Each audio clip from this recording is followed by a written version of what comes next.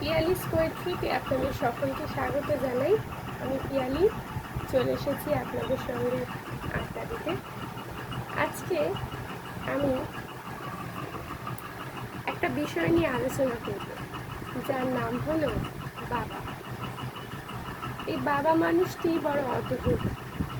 ছোট থেকে বড় করে তোলেন আমাদের, অথচ তার কষ্টকে আমাদের বুঝতেই দেন না।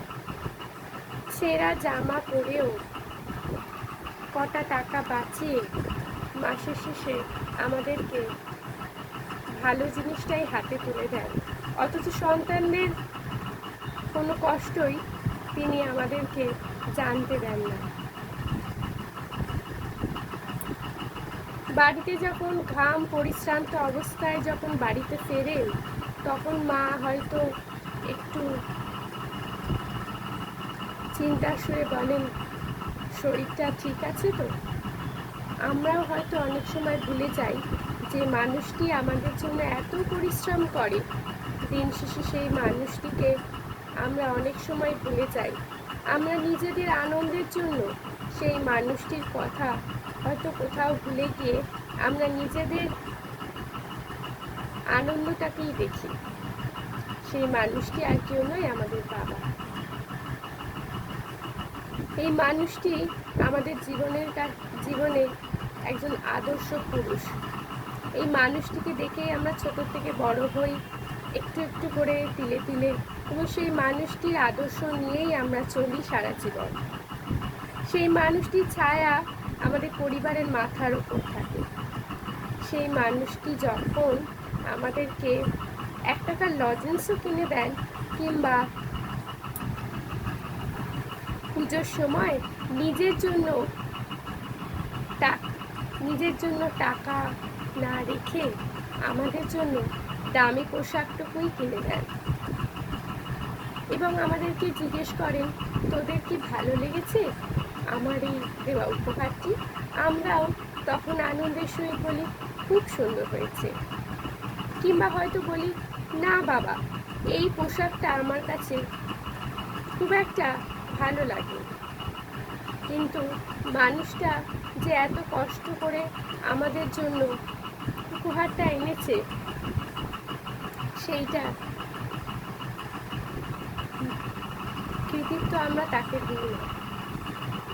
এই মানুষটি আমাদের কাছে বটবৃক্ষের মতন ছায়া হয়ে রয়েছেন। এই মানুষটির ছায়ায় আমরা লালন করি, পালন করি নিজেদেরকে। যখন এই মানুষটি হঠাৎ করে অসুস্থ হয়ে পড়েন, তখন আমরা একটু একটু করে বুঝতে শিখি বাবা আমাদের কাছে কি।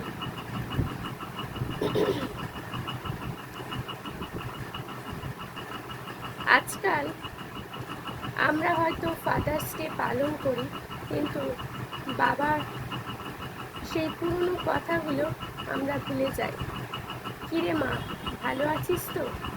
যখন একটি মেয়ে বাপের বাড়ি থেকে শ্বশুর বাড়িতে চলে যান, তখন বাবার বুক ফেটে গেলেও কিন্তু সেই মেয়ের কষ্টটা চেপেই থাকে। হয়তো মেয়ের বিদায়ের পর নিজে অঝরে কেটে যান, কারণ এই ছোট্ট সন্তানটিকেই তিনি একদিন বড় করেছিলেন, অন্য কারুর বাড়িতে পাঠিয়ে দেবেন সেটা ভেবেই ওনার খুব কষ্ট হয়। কারণ বাবার চোখের মনি হয় একটি মেয়ে। এই মেয়েই আমরা ছোট থেকে বাবার ছোট্ট ছোট্ট আঙুল দিয়ে হাতে করে শিখি। বাবার কাছে না জানা পুতুলের অনেক আবদার এবং বাবার কাছে দেওয়া সেই কথাগুলো আমাদের মনে পড়ে যখন আমরা বড় হয়ে যাই। বৃদ্ধ বয়সে বাবাকে আমরা অনেক সময় ভুলে যাই, বাবা তুমি কেমন আছো? হয়তো ব্যস্ততার চাপে, কিংবা নয়তো নিজেদের কোনো স্বার্থের কারণে।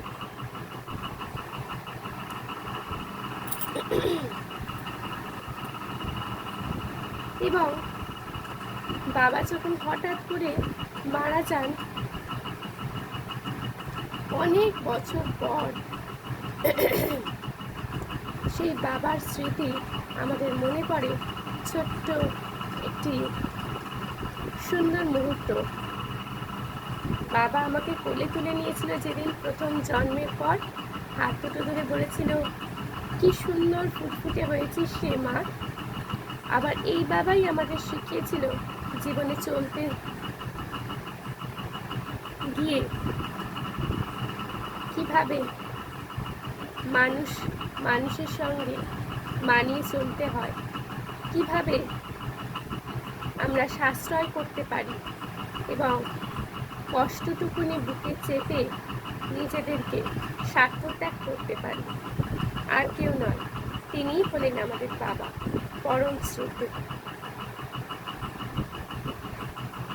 আশা করি বাবা সম্পর্কে আমি যে ভিডিওটা আজকে করলাম আপনাদের ভালো লেগেছে। যদি আপনাদের এই ভিডিওটা আমার ভালো লেগে থাকে তাহলে অবশ্যই আমার চ্যানেলটিকে সাবস্ক্রাইব করে দেবেন এবং লাইক ও শেয়ার করে দেবেন। আবার পরে নতুন কোনো ভিডিও নিয়ে আপনাদের সামনে আমি চলে আসব। ততদিনে আপনারা ভালো থাকবেন, সুস্থ থাকবেন। টাটা।